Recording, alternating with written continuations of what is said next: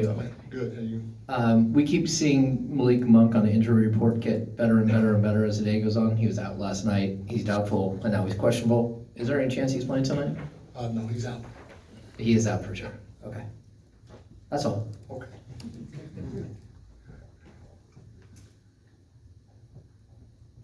Mike, you know Jordy pretty well. Yeah. What have you made of just his success over there at Brooklyn and just the early start of the season? You know, he's just the right guy for the job.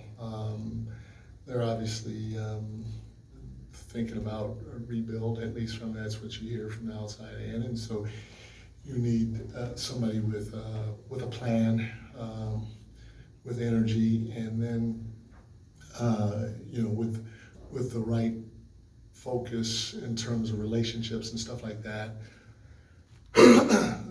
Because you know, going through that process, if that's what they're doing, it can be a lot of ups and downs, and so you need a guy that's going to be steady and have good relationships with everybody and keep the spirits up and all that other stuff.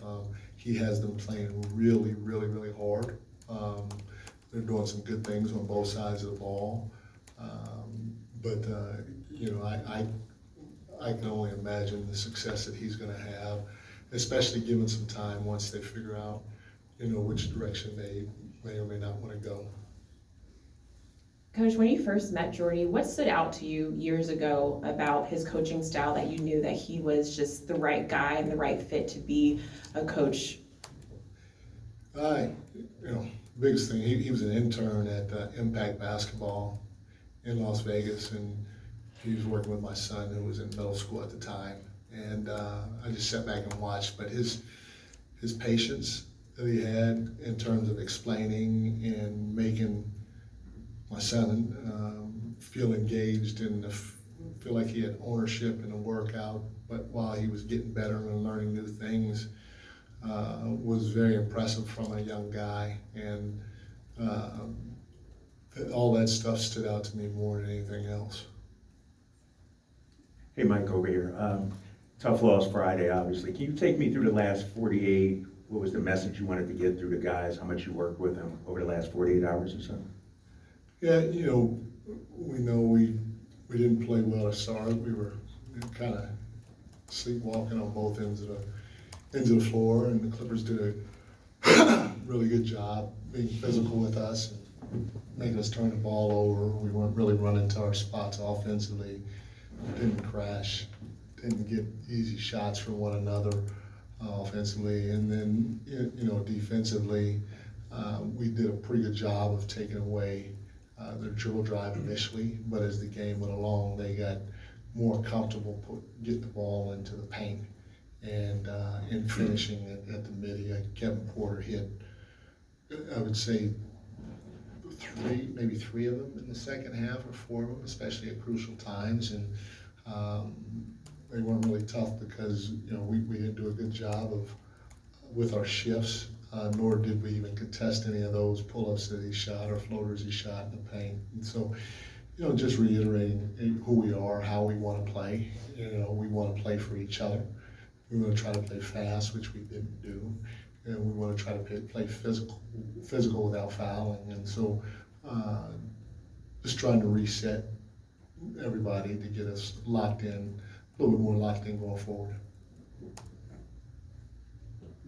Hey, Mike.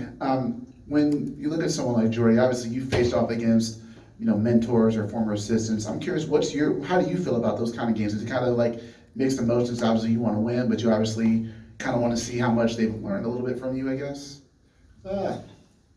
No, I just want to kick his ass and then give him a hug afterwards. And I'm sure he feels the same way about me. Yeah. Mike, you guys have, you know, dealt with injuries throughout.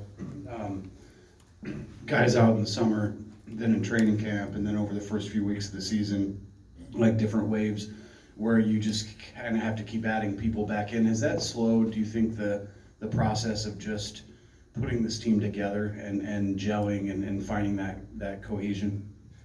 You know, you hope it happens sooner than later when you do go through it, but the reality of it is it may take some time. I don't know, not just for the new guys coming back, but also for the guys that have been playing, When DeMar, Domas, and Malik were out, Malik's still out, that elevated certain guys' roles. It elevated Keegan's role, it elevated Kevin's role, and it also elevated Trey's role. Trey probably averaged 35, 36 minutes a game these last 3 to 4 games. And, it's something obviously that, excuse me, those guys aren't necessarily used to doing, but they did a fantastic job. And again, you don't expect them to replace the guys out. You just want them to step up and do their job, but embrace the small things like we always talk about. And, so to try to adjust your game a little bit when those guys are out and now they're back, to figure out how you need to play. It could take some time, but we all, including myself, wanted to happen yesterday.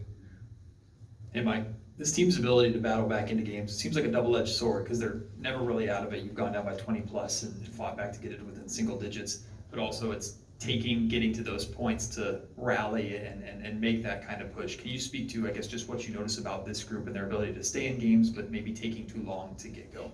Yeah, no, the resiliency of this group is pretty high. So, you like that about them, but, one of the things that I told our group, I said, hey, guys, when we get a lead, in order to build on it, we don't have to go for the home run 3. We don't have to go for the home run pass. We don't have to go for the home run steal.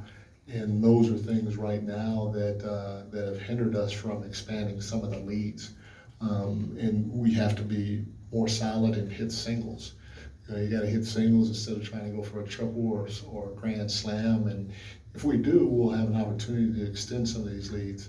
But because we're resilient, because we have some talent, we're always going to give ourselves a chance to get back in a game if we're down. Now we just have to figure out, okay, if you're up, how do you build on that lead? And again, it's by hitting a single, or hitting a single after a single after a single.